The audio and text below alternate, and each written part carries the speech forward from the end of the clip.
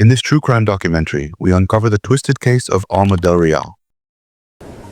Alma Del Real's mother came here from Mexico for this moment in her daughter's story. Yo esperaba esto. I've waited for this, she said. I think that person that is to blame should pay. Alma doesn't deserve that. No one who's this young deserves this. They deserve to have a future. She wasn't even able to get married, have kids. She wasn't able to even really live a life, and for it to be cut so short, it's unfair and it's not going to make sense to me. At 1 o'clock in the afternoon, on April 14, 2015, the South Bend Police Department received a call from a woman named Susana Lagunas. Her voice trembled with fear as she explained that her 22-year-old niece, Alma Del Real, had not been seen or heard from in more than 2 days. She told them the last conversation they had was on Friday, April 10th, when Alma called in the morning, suggesting they meet for coffee during lunch. Susana refused the outing, wanting to save money, instead inviting Alma to her home, before giving her a ride to her job at Wells Fargo, where Alma worked as a teller. Alma was always busy on weekends, so Susana thought little of not hearing from her for 2 days. But when Monday arrived and Alma never showed up for work, the unease grew impossible to ignore. Alma was known for being responsible, and recently she had earned a promotion at the bank. Her future looked bright, which made her disappearance all the more alarming. Susana tried calling repeatedly, yet her phone stayed silent. Police began reviewing Alma's social media, and the digital silence spoke volumes. She had been active until the morning of Sunday, April 12th, and then without warning, every post stopped. That same day was also the last time anyone recalled hearing her voice. Like most weekends, she had gone out with friends on Saturday night, and the assumption was that she returned home safely, but no one could confirm she actually did. Though her family and friends were certain something terrible had happened, the police at first lacked evidence of foul play. There were no signs of wrongdoing, which left them considering the possibility that Alma had vanished by choice. Yet her loved ones rejected the idea. Still, officers proceeded to check her home, and what they found only deepened the mystery. The front door was locked with no evidence of forced entry. Inside, everything appeared perfectly in place. Her close-up jewelry and even her identification and bank cards were untouched. The only items missing were her purse and phone. There was, however, one detail that stood out. Her bed was neatly made. At first it seemed trivial, but the longer they thought about it, the heavier its meaning became. Their doubts hardened when a call came from her friend and co-worker Crystal, who revealed a crucial piece of information. She explained that on Sunday morning, just hours after Alma was thought to have returned from her night out, she had gone to pick her up because they planned to drive to Chicago for a cosmetics and business convention. This was no casual outing. Alma had been preparing for weeks. She was eager to launch her own makeup line and had secured an important meeting with a major trade exhibition. When Crystal arrived at Alma's home, she knocked, but no one ever answered. Missing a chance like this did not fit the Alma they knew, and that made the unanswered door even more chilling. Could the untouched bed mean that Alma never made it home at all? And if she didn't return, then where did her path truly end? The detectives knew they had to trace every step Alma took, so they built a timeline anchored by the last confirmed sighting. Thanks to Crystal, they could say with certainty that Alma had vanished by the morning of April 12th. The night before, Alma had spent her afternoon at her Aunt Maribel Del Real's home, where she showered and chatted casually before leaving. Maribel assumed she returned home, but could not be sure.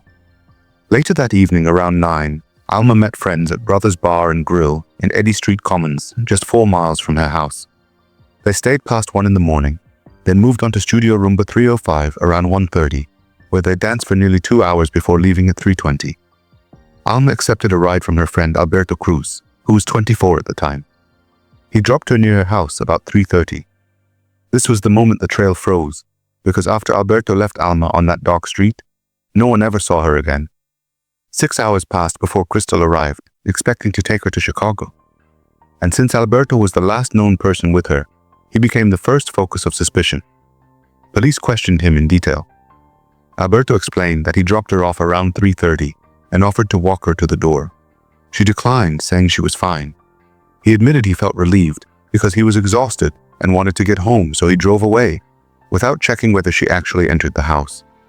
That small decision caught the investigators' attention. Then Alberto added something else. He said minutes after leaving, he received a FaceTime call from Alma. He assumed she wanted food, but he was too tired to respond, and now he regretted ignoring it. He handed over his phone willingly, and the next day, investigators confirmed the call logs matched his account. At this stage, detectives began shaping two theories. Either someone followed Alma and attacked her near the doorway, or someone was already waiting inside, which meant the night before could hold answers. They revisited the bars and asked staff and patrons if they had noticed anything unusual. Many remembered Alma, especially at Studio Rumba 305, where she had once worked. Staff knew her by name. One security guard said he was worried she had been drinking heavily, though she seemed safe surrounded by friends. Others recalled how popular she was. Men often tried to dance with her or buy her drinks, but no one described threats or aggressive behavior, and no one admitted seeing her followed home. Investigators dug into her social media, yet there were no clues.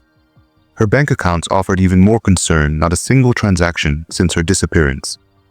Time was slipping away, and leads were fading, so her family and friends took matters into their own hands. They organized marches, they rallied volunteers, they raised money for a reward, and created a Facebook page to share updates. The momentum caught public attention, and media coverage expanded. And new at 6, a South Bend woman has been missing since Sunday. It's been more than a week since anyone has heard from Alma Del Real. South Bend police say her case remains a priority. But today, several of Alma's friends, relatives, and neighbors gathered at South Bend Police Headquarters. They wanted to let the police know that for them, this is not just another case. WSBT 22's Patrick Roth was there, and Patrick, Police Chief Ron Teachman met with the crowd. That's right, Jennifer. And at times, the meeting felt a little tense. However, the police chief assured everyone that the police are working hard to find Alma. Her family and friends wanted to gather outside the station to show the police how important this case was for their whole community. And when they were invited to meet directly with Chief Teachman, the meeting seemed kind of tense at first. Teachman even said at one point it seemed like they were accusing the police of not taking the case seriously. However, several community members assured him that was not their intention. And at the end, both sides thanked the other for having the opportunity to come together and talk. This is affecting the whole community. We are all together. We are all united here to show how this is affecting every single one in this community. It's not only affecting me as a sister, as a niece, as a mother. It's affecting every single one of us. Still, with all this visibility, the central question remained untouched. How could a young woman so well known and so full of plans vanish between her doorstep and her bed without leaving a single trace? The relentless effort of Alma's family and friends finally began to stir results. After weeks of silence, new tips started to surface. Among them, one stood out enough to pull every detective's focus. A man called the department claiming he had information so dark it could change the entire direction of the case. He told officers he believed Alma had been taken into a trafficking ring. When pressed for details, he said he was inside a local Kmart when he overheard 5 men talking about Alma's disappearance. One of them allegedly bragged that his own brother had taken her and sold her to people connected to the sex trade. He even insisted she was now being held somewhere in Ohio and claimed he had personally seen her there. It was a chilling account, and though difficult to verify, the urgency of his words forced detectives to act immediately. Because this allegation crossed state lines, the FBI stepped in to join South Bend police. Luck seemed to lean in their favor. The caller actually knew one of the 5 men and provided his name. Investigators quickly combed through his social media, which led them to the others. But when they pulled the phone records, the story collapsed. None of them had traveled to Ohio during the time Alma vanished. In fact, every one of them had remained in South Bend. Detectives were on the edge of discarding the entire lead as nothing more than rumor when another witness appeared. This man offered a strikingly similar account, yet his version sounded sharper, more believable. He claimed he had seen Alma at a hotel on the outskirts of Chicago. She was with a man who appeared to be concealing her presence as though she were not there of her own will. The hotel itself was notorious in the area, a place often connected to illicit activities, which added weight to his claim. The urgency escalated. The FBI recovered surveillance footage from the hotel and coordinated with local police preparing for a raid. A local investigator joined them and admitted he had already received a complaint from the hotel regarding suspicious activity. When shown Alma's photograph, he nodded at once and said, "Yes, that looks like the young woman I saw." But then he delivered the blow that left the room cold. "That is not Alma." He explained with certainty because he knew the girl personally. She was a runaway from the area, someone he had been monitoring, and she was safe. What seemed like a breakthrough dissolved into coincidence. And though the police felt relief that they had not wasted days chasing a false trail, the reality cut deeper. Time was running out, and they still had nothing concrete to explain what truly happened to Alma. By this point, the investigation had stretched across weeks, and the South Bend police had more detectives on the case than ever before. At the center of it was lead detective Jennifer Goebel, who decided the only way forward was to go back to the beginning. Her logic was simple. No one vanishes from their own home without leaving a mark unless the story that she ever made it home at all was never true. So Alberto was called back in once more. Hey Alberto, how are you? I'm very wonderful. Doing all right? Yes. I'm You're the last person to be with her, right? mm-hmm. So that's the first person that we start with. And this time nearly every detective in the department had sat across from him. He had spoken with them several times before, always polite, always seemingly cooperative, though clearly tired of repeating himself. But on this day, he shifted his story in a way that changed everything. Until now, he had insisted that when Alma tried to FaceTime him after he dropped her off, he ignored the call because he thought she just wanted to grab food. But suddenly he claimed something else. He said he never heard the call at all. Maybe the radio was too loud. It seemed like a small change, but detectives instantly saw the cracks. Because if he truly missed the call, then why did he never try to call her back later? If he genuinely thought she needed something, why the silence? His new explanation only made his earlier confidence look like a mask. That was when the investigators pushed further. They asked him to take a polygraph test and to allow a deeper search of his phone. Alberto hesitated, but eventually agreed. You mind if they look at your phone again? Is that a problem? They said they'd look through my phone. I'd like to go through it. Is that okay? I mean, I'll give it right back to you. I don't mind, but for what reason? Just to do a complete scan of your phone. Okay, no, go through my phone, that's fine. The results revealed what they suspected. His answers showed deception. Detective Goebel then pressed harder. She secured a phone search warrant, but this time not just for call logs, but for the GPS data connected to his Google account. What came back shattered his story. The records revealed Alberto's phone did not leave Alma's property at 3:30 as he claimed. Instead, it remained inside the residence for more than 2 hours, and when it finally moved at 5:30, it did not travel toward his home. It headed south, driving 40 miles to a rural area near the small town of Culver. The phone stayed there for about an hour before returning to his house. Confronted with this evidence, Alberto grew defensive. What do you want me to tell you? When we left Monday, I believed every word you told me. But now you don't. But then, when we started looking at the phone stuff, the records show you're somewhere else. How can I believe you? I'm telling you the honest truth. Not when there's results. The phone can't lie. It can't lie. It's not, Who can lie? People can lie. He clung to his original account, even as it unraveled in front of him. And then came a strange twist. He said he would now reveal the truth. His new tale was wild. He spoke of Mexican cartels, of ambushes, and the night of Alma's relative owing a debt. Sometimes he claimed cartel members took her. Sometimes he said the Latin kings were involved. Other times, he insisted his car and phone was stolen and later abandoned back on the street. Each retelling contradicted the last, but one thing never changed. He always painted himself as innocent. I had nothing to do with it. Nothing. I can't believe that, though. I can't. Because there's evidence showing different. Okay, prove it that I did something. I guess I have to. Everybody's blaming me. You gotta want this to be over with. I can help you get it over with. You're asking me to taste that I don't know nothing about. After hours of questioning, investigators could not pull a solid confession out of him until one detective broke the silence with a rare and unsettling offer. They told him, "We do not need to know what you did. We just need to know where she is." And in a moment that froze the entire room, Alberto agreed. He said if they drove with him, he would show them.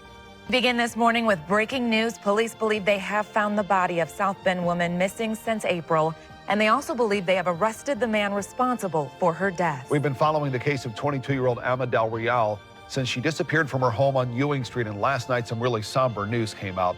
WSBT 22's Kristen Bean is live outside of Metro Homicide this morning in South Bend. Kristen, how were police able to find her? Well, police say they got enough information from the suspect in this case to lead them to what they believe is the body of Alma Del Real. Now, this is the man that they arrested for her murder. A source confirms to WSBT 22, 24-year-old Alberto Cruz has been booked into the St. Joseph County Jail on a preliminary charge of murder in this case. The body was found in a remote location in Marshall County. Police and the coroner spent several hours in the area of State Road 10 and Queen Road near Culver Academy last night. The car rolled 40 miles south, tracing the exact route his GPS data had already exposed. They drove along Indiana 10 until they reached a desolate patch of woods near Quinn Road. Suddenly, Alberto told them to stop. He pointed out of the window, his voice calm, almost detached, and said, "She is there." The detectives pushed through the thickets of the forest until their flashlights caught the sight they had feared most. Lying face down in the mud among the tangled trees, they found human remains. The body had been there long enough that recognition by sight was impossible. One investigator would later admit it was among the 3 worst discoveries he had ever made. Alberto sat in the back of the patrol car, crying as if grief could wash away the truth that was closing in. Forensic tests confirmed what everyone dreaded. The remains belonged to Alma Del Real, but the condition of her body after so long in the wilderness stripped investigators of crucial evidence. There was no DNA linking Alberto directly to her remains, and the autopsy could not confirm whether she had been assaulted before her end. Yet despite these gaps, the discovery was enough. Alberto was arrested and charged, though he refused to admit guilt. An emotional day in court as the man who police say killed a woman who disappeared last month and appeared in front of a judge. Alberto Cruz was arraigned in front of his friends and family, as well as the friends of Alma Del Real. The horror was not only that Alma's life had been stolen, but that the man responsible was no stranger. Alberto had been the one pretending to help, leading searches, handing out flyers, even telling her grieving family that he promised they would find her, and they believed him. They thought he was a loyal friend. In court, his story shifted once more. His defense admitted he caused Alma's end, but painted it as an accident.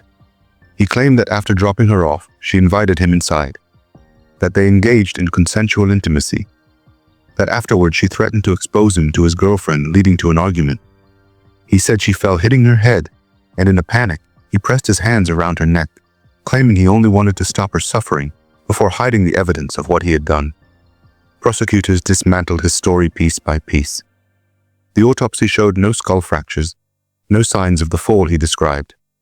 The idea that he had ended her suffering was nothing but a desperate lie. Instead, they focused on what new witnesses revealed. Alberto had been obsessed with Alma, following her, pursuing her, acting as though she owed him affection. When he realized his feelings were not returned and saw her intoxicated that night, they argued. She resisted, and he silenced her to keep his actions hidden. The jury needed only 90 minutes to reach a decision. Guilty. It's kind of struck me hard that somebody that we associate with, dance with, drink with next to, could do something like this. Eli Cantu says he was at Studio Roomba in South Bend with Alma Del Real and others in the early morning hours of April 12th, before she disappeared. I didn't know him too well, just through Facebook, but he apparently was a very close friend of ours, of hers. It's unreal to believe that you live next to a guy like that. People who live on Cruz's quiet South Bend street are shocked. I seen a few pictures of her, then I seen someone on a billboard, so here and there before work I try to catch up on her on Facebook, but I thought they would have found her alive, but this is crazy. Crazy because while hundreds of people searched for Del Real, I was sleeping right next door to them. Cruz carried on with his own life. In May 2016, Alberto Cruz was convicted, and a month later, he was sentenced to 60 years in the Indiana State Prison. Records show his earliest possible release date is May 18, 2060. Alma was born in Mexico, but when she was only 10 years old, her life took a dramatic turn. Her parents could not make the journey with her, so she moved alone to the United States, where she was taken in by her grandparents and her aunt, who raised her as their own. In school, she excelled, and outside of it, she worked multiple jobs, starting at 15, partly to help support the family that had given her a home, and partly because she carried within her a natural drive to fight for her future. In the beginning, Alma dreamed of the stage. She pictured herself as an actress and joined school plays while still in high school. But soon, another passion caught hold of her. She discovered the art of beauty. She began learning makeup and hairstyling behind the scenes, slowly building a vision for her career. She paid for her own education, saving carefully. Her biggest dream was to become a professional makeup artist, someone recognized for her craft and creativity. Despite the weight of her responsibilities, Alma always carved out time for her friends and family. She had a gift for drawing people close. Her warmth and kindness made her unforgettable. It was not just her talent that defined her, but the way she cared for others and made them feel seen. How could someone who spent her life lifting others up end in the shadows of a forest, stripped of the future she worked so hard to build at the hands of the very friend she trusted the most? Thank you for watching. If you enjoyed this video, don't forget to like and subscribe for more true crime documentaries. See you in the next video.